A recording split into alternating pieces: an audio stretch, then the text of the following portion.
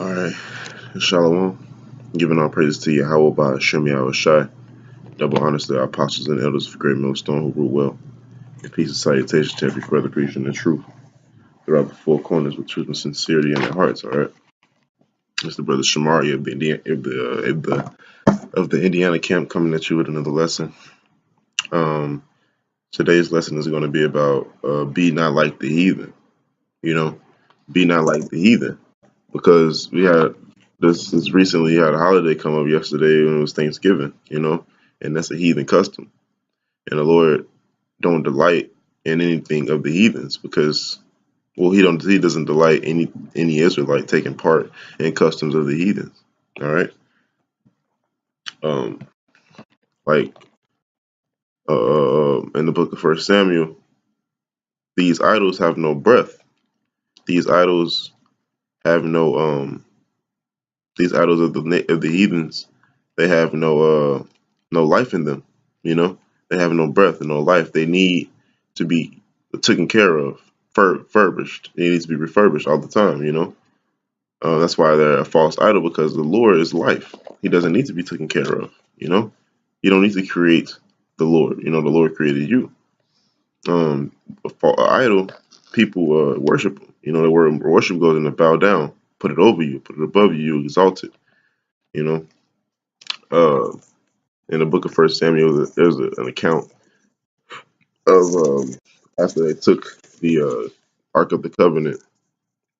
After they took the Ark of the Covenant, they sat it in the room with their god Dagon, the god of the Philistines. After the Philistines took the Ark of the Covenant, um, they put the Ark of the Covenant inside a tomb with Dagon, their god, their false idol, and it's in First Samuel 5:4. All right, First Samuel chapter 5, verse 4. 5:4, 5:4. Con. All right, First Samuel chapter 5, verse 4.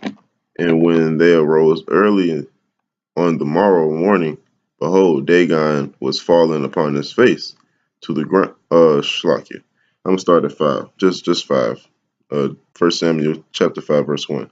And the Philistines took the ark of the Lord, ark of God, and brought it to uh, Ebenezer unto Ashdod. When the Philistines took the ark of God, they brought it unto the house of Dagon and set it by Dagon. All right, now Dagon was the false idol. All right, it says, and when they of Ashdod arose early on the morrow, behold, Dagon was fallen upon his face to the earth before the ark of the Lord. And they took Dagon and set him in his place. Again, they took him and set him in his place. Now, if he was a real God, why couldn't he just get up and because God means power. God in the Hebrew goes back to the word Alahayim, which means power. Why couldn't that power get up on his own and set himself back up on his own feet? Because why? He's not living. You have to take care of him. A false idol, Dagon, that God. It's only one God, and he's the God of Israel, and he has life. He doesn't need anybody to take care of him because he's the only one true power. All right. Verse 4. It says, and when they arose early on the morrow, behold, Dagon was fallen upon his face to the ground before the ark of the Lord. And the head of Dagon, both the palms of his hands, were cut off upon the threshold. Only the stump of Dagon was left to him. And who did that?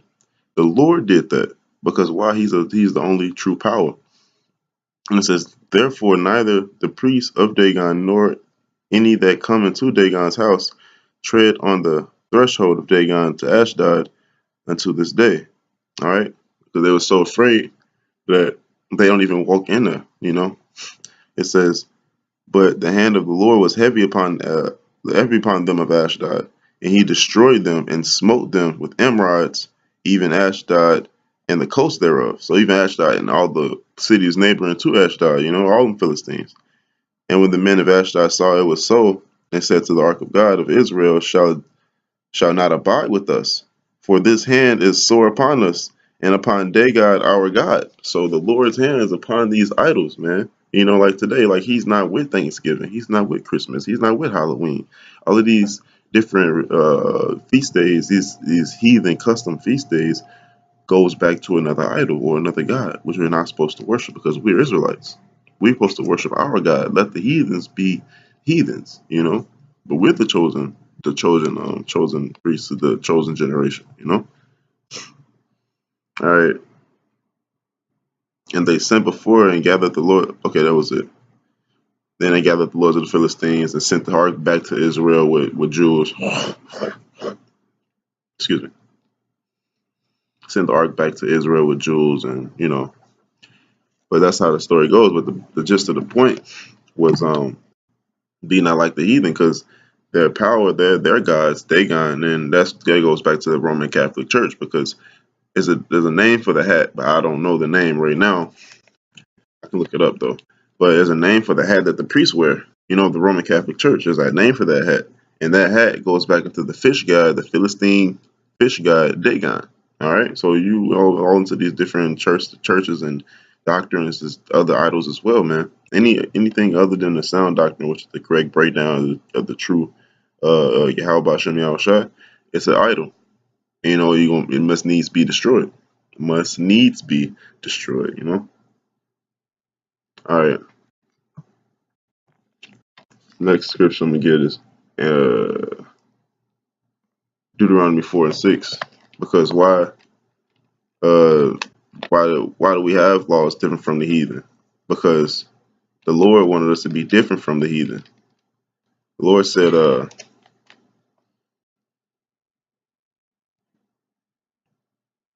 for Deuteronomy 7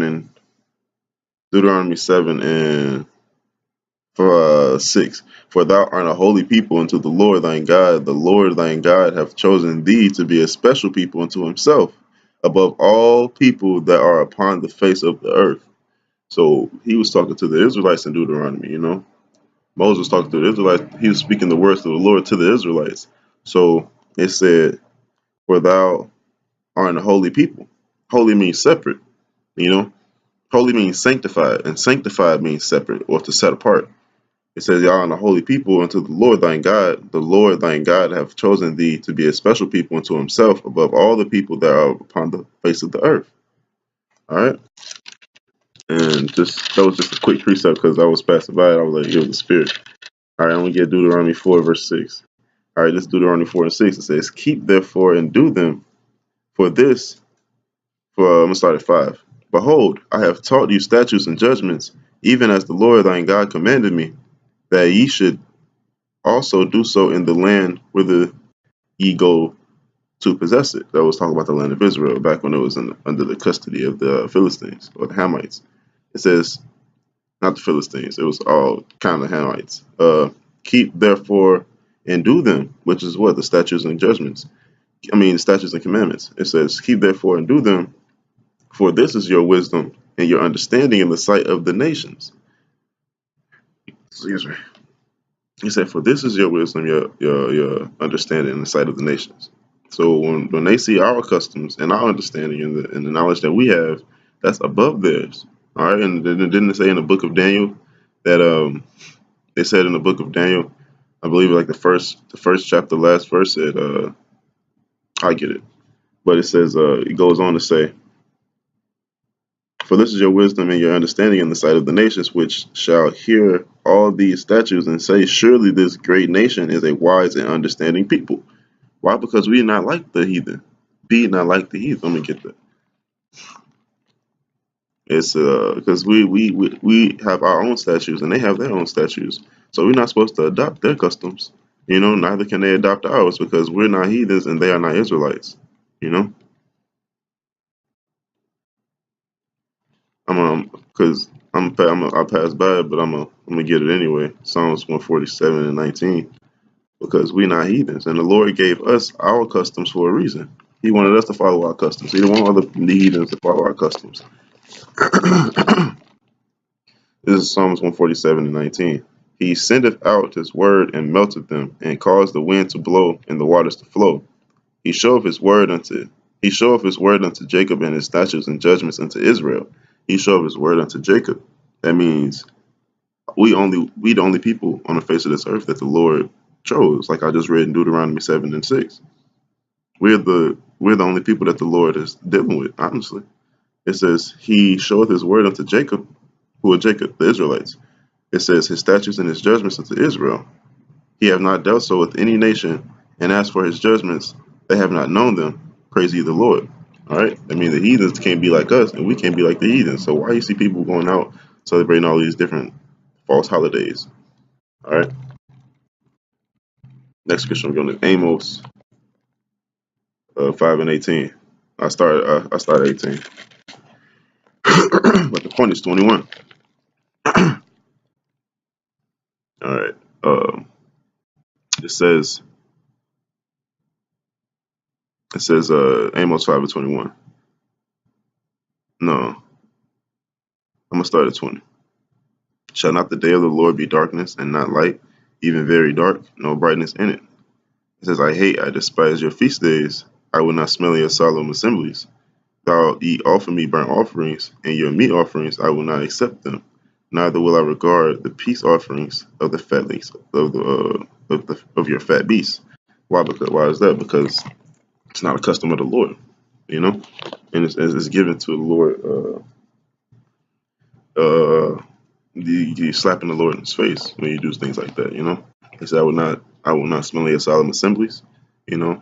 You're solemnly serious, you know.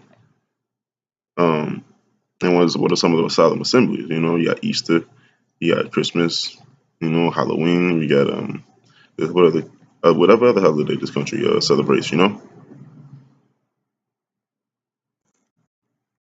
Next, I'm gonna get Jeremiah 10. It's this way.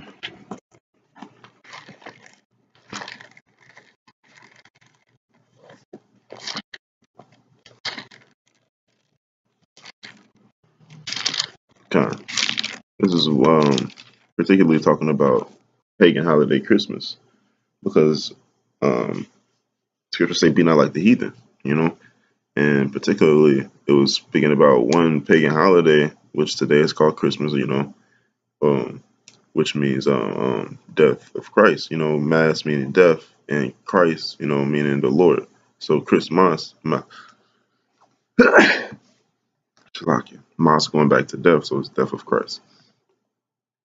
Um, Jeremiah 10 verse 1. It says, the word, hear ye the word of the Lord, which speaketh Shlakia.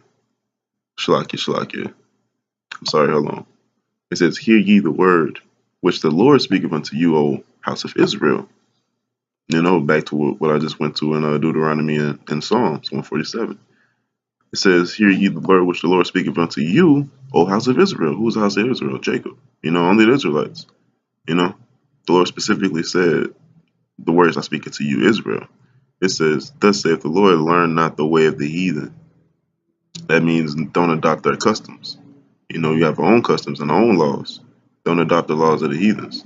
And it says, learn not the way of the heathen and be not dismayed at the signs of heaven. For the heathen are dismayed at the signs of heaven. I know what are the signs of heaven. That's the different prophecies that the Lord gave. You know, that's going to come to pass in a lot of times. And, you know, it says the heathen are dismayed at the signs of heaven. Why is that? Because they don't understand. You know, they don't understand what's going to happen when these things happen. They have no understanding, and they didn't foresee them. You know, because they don't know the prophecy. It says, for the customs of the people are vain. You know, who are the people we're talking about? It's referring to the heathens. They're vain. Vain is empty. You know, or my Bible got a definition that says futile. All right. It says, for one cutteth a tree out of the forest and work of the hands of the workmen with the axe.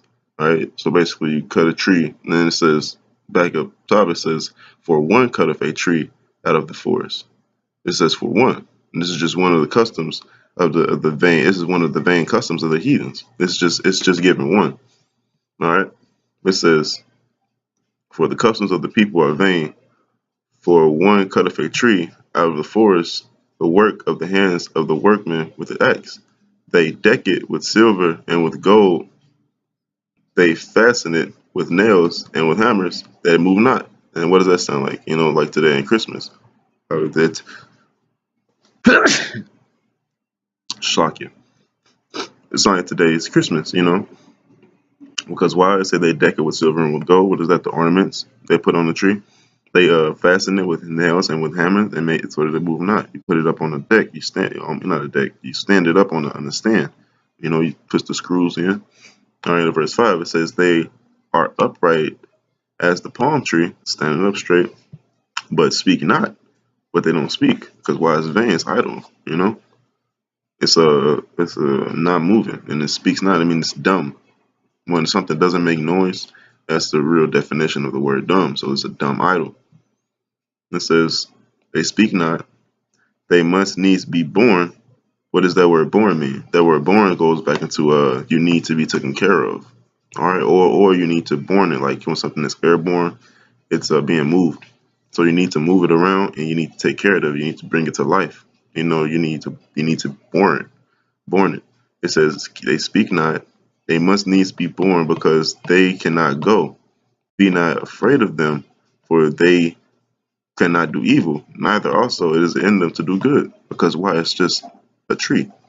You know, I mean, this is just specifically speaking about that one custom. All right.